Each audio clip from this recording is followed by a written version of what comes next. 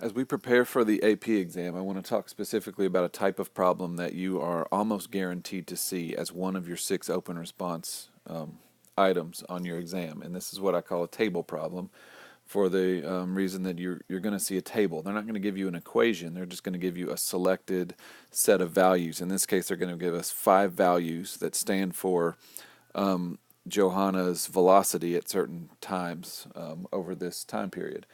And what I want to do specifically with this video is try to predict the 3 questions that you're most likely to see. The same type of questions keep popping up year after year, and these 4 questions we're going to look at are from 2016, 15, 14, and 13. So you can see the same questions showing up year after year. And if you can predict what's going to be asked and prepare for it, anybody can pass this test. It doesn't matter how difficult it is if you know exactly what's coming. So I've chosen 3 specific questions that happen a lot, and we'll see this in each of these questions. The first one is to estimate a slope, to calculate a Riemann sum, and then to apply the intermediate or the mean value theorem. And we'll see how these different things pop up. Let's start with part A on this question. The first question, A, is to estimate the value of v prime of 16. Now what you're going to see on almost every year is to estimate a slope, estimate a value of the derivative, but you're not going to have 16. This is technically a secant line. It joins two spots on a graph. Well, I don't have 16, that's why it's an estimate. I have 12 and 20, and usually the estimate, the value they're going to ask us to estimate is going to be right in between 2 values on your chart. So the slope at 16 is approximately the slope between 12 and 20. And just like in Algebra 1, that's y minus y over x minus x. So this is going to be 240 minus 200, all right, where I ended up minus where I started, over where I ended up 20 minus where I started for my x variable. So that's 40. And on the bottom, 20 minus 12 is 8. So I have 5 meters per minute squared. Remember that velocity comes in meters per minute or feet per second or some sort of degrees or units like that. The derivative of velocity, which is acceleration, comes in meters per minute squared or feet per second squared or miles per hour squared, stuff like that. So our first answer is 5. Just estimate that slope. It's almost guaranteed going to be part A on your test. The next thing that they're going to ask us to do, not necessarily in this order, is to estimate the value of an integral using a Riemann sum. In this problem, it's a right Riemann sum. And we have 4 main types of Riemann sums. We have right, left, midpoint, and trapezoid. And in the last 4 years, starting in 2016 and working backwards, they've asked all 4 of those types one time. In this particular question, it was a right Riemann sum. Now that integral could mean all sorts of things. They ask us in this problem, what is the integral from 0 to 40 of the absolute value of v? So knowing what that means is a separate issue. The integral of velocity is position, and if you make that the absolute value of velocity, then that's going to be the total distance traveled by Johanna as she jogs along this path. We need to absolute value it because we don't want her to be jogging the other direction and to take that off of her total. For instance, at time 24, she's moving in the negative direction. That doesn't mean she's not running or it's coming off the total. It just means she's changed directions. That's what the absolute value is about. So let's find this sum, right Riemann sum. So for a Riemann sum, a right Riemann sum, what that means is for each interval, we're going to use the width of the interval times the value of the function on the right-hand side. So from 0 to 12, this rectangle is 12 units long. And the value, since it's right, is 200. So I'm going to have 12 times 200. And then I'm going to have the next interval, which is circled in blue up there. It's 8 units long. And it's 240 tall. Right? Always using the one on the right. So I'm using the value at 20 in this case. My next one is from 20 to 24, so that's just 4 units long. And its value, so we're absolute valuing it, so I'm going to do positive 220 right? Because absolute value, like I talked about, we want the total distance run, not to take off the distance. And our last one goes from 24 all the way to 40, so that's 16 units long, and we're going to use a height of 150 at that point. So here are the four rectangles. If you multiply and add those together, you're going to get 8,000, no, excuse me, you're going to get 7,600. And remember to answer all of the parts of the question. This would be 7,600 meters. Using correct units, explain the meaning of the definite integral. And this won't be much of an explanation, but this will be the total distance run for time equals 0 to time equals 40 minutes. Okay, so this is an estimate. Remember, Riemann sums are estimates, but this is our the application. A Riemann sum is just an approximation of an integral value. That integral can stand for all sorts of things. The third big topic, which is intermediate value theorem and mean value theorem, it doesn't actually happen on this particular question, so we're going to skip this one and move to the next. All right, so let's look for similarities. What you'll notice first off is question A. Find the average acceleration of train A over the interval 2 to 8. Now that looks a little bit different. This is the velocity of a train at certain time periods, at certain minutes since we started timing. They asked us for average acceleration in this case. Now that's still just finding a slope. It just is a slightly different context.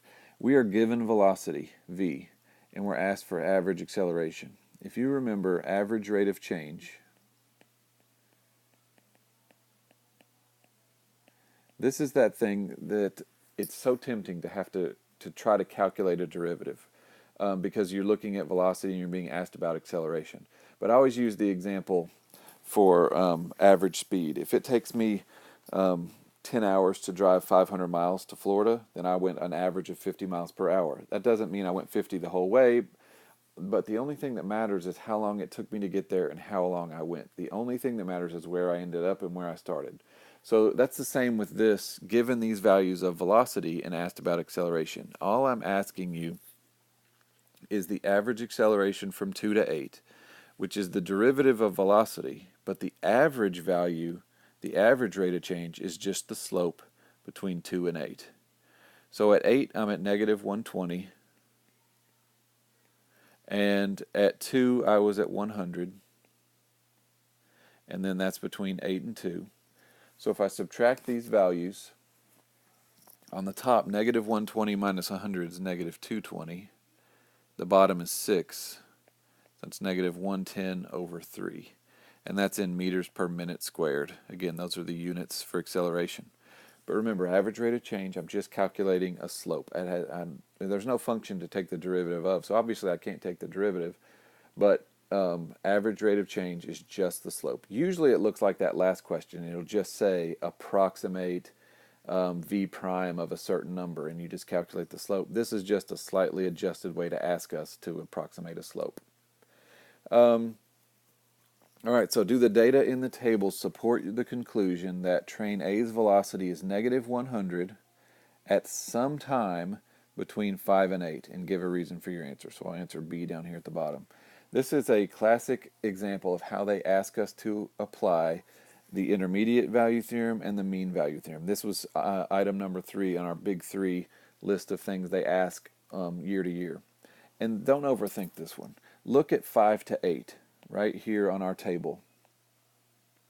Is it reasonable to think that at some point the train was moving at negative 100?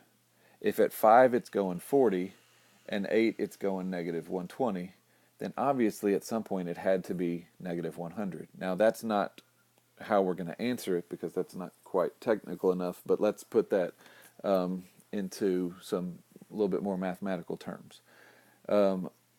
Since, first of all, whenever you did an intermediate value theorem or mean value theorem question, you had to start by saying that the function is continuous and differentiable. Velocity is differentiable. That was given. And that implies that it's also continuous. It didn't have to tell us it was continuous. If you can evaluate the derivative everywhere, which is what differentiable means, then that also makes it continuous. So that needs to be mentioned. Then I would phrase it like this. By the intermediate value theorem, and you need to use these words in your answer. And then just kind of put in, mathematically, but put into sort of your own words. How do you know that it had to be negative 100? By the intermediate value theorem, V sub A of 5 was, let's see, they're asking us about negative 100, negative 100. So I'm going to say V sub A of 5. V at 5 is greater than negative 100. And V of 8 is less than negative 100. Therefore, there is at least one time where the velocity had to be negative 100.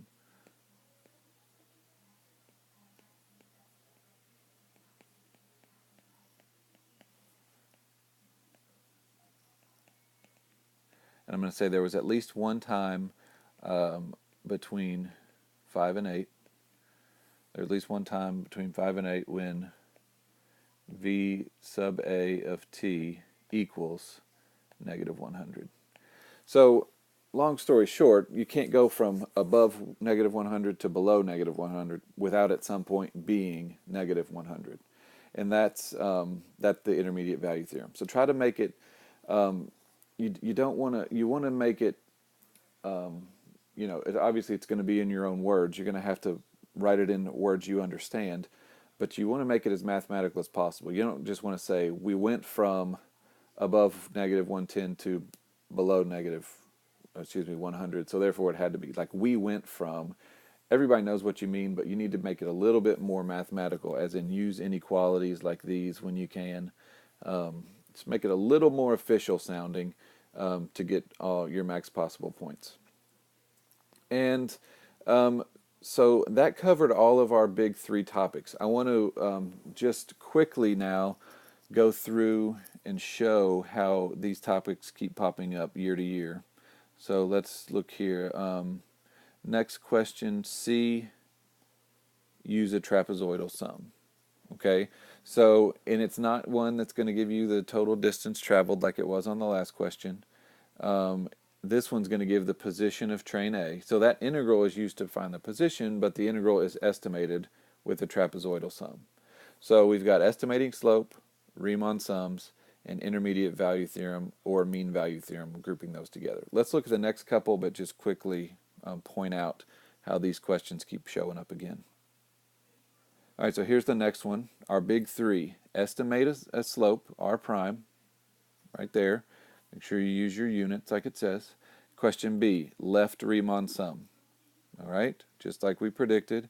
And then down here on D, this one is going to be an intermediate value theorem. Is there some time between 0 and 8 hours when the rate it's being pumped in is the same as it's pumped out? And we're not going to answer that one in detail, but I just want you to know, and we can go back and look at this at any point, or you can look it up online and answer it. That's the intermediate value theorem. So there's our big three. And one more example. Last one, hot water dripping through a coffee maker. Question 1, part A, approximate C prime of 3.5.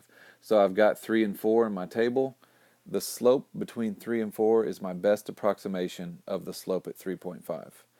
On B, we have, and I'm glad that this popped up here, is there a time when C prime equals 2? This is the mean value theorem. I'm not asking you in part B, they're not asking us, is there a time when C has a certain value? If they said, is there a time between 0 and 1 when C was equal to 5? I would say, sure, the intermediate value theorem says between 0 and 1, if I go from 0 to 5.3, at some time I had to have a value of 3. But in this case, they're asking me about C prime. And the mean value theorem is the one that says whatever the slope between 2 points, at some point your graph has to have that same slope. So what that means here is between 2 and 4, if you calculate the slope, 12.8 minus 8.8 over 4 minus 2. That's 4 over 2, which equals 2. So my slope between A and B, which are 2 and 4, the slope is 2. So somewhere my tangent line has to have a slope of 2.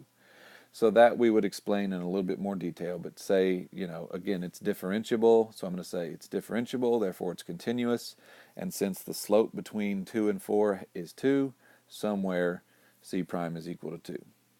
And finally, again, just quickly, the midpoint sum. They're asking us in this case for 1/6 times the integral from 0 to 6, which is the average value of C of t on the interval 0 to 6. Average value is when you take the integral and you divide it by however wide the integral is. But really what we're focusing on right now is that they asked us to do a midpoint sum. Right? This integral can be used in any application of integration, but if it's a table problem, you're going to estimate that integral with one of our 4 main types: left, right, trapezoid, midpoint. So watch for those 3. It's a very, especially the Riemann sum and the approximating the slope, on a lot of them in mean value or intermediate value, but you're going to get a question like this, and if you can get these big 3 down, you're going to start out with the majority of the points already.